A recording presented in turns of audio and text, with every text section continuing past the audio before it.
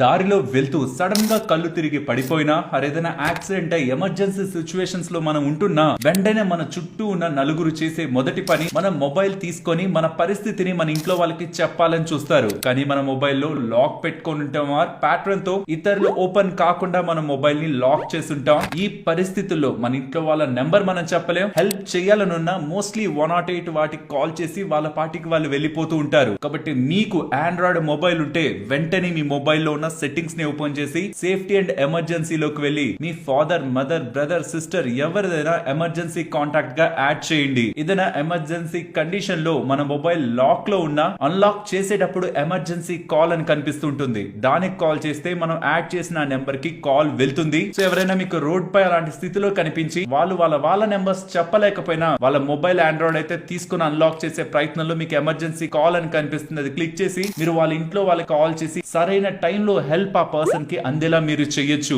ఈ important information మనకొకటే కాదు, మన వాళ్ళందరికీ తెలియాలి. తప్పకుండా ఇన్ఫర్మేషన్ ని మన వాళ్ళందరితో షేర్ చేస్తూ ఇటువంటి ఇంపార్టెంట్ కంటెంట్ ఛానల్లో వస్తూ ఉంటుంది. కాబట్టి మీరు అలా వెళ్లే ముందు ఛానల్ ని సబ్స్క్రైబ్ చేయొచ్చు కదా.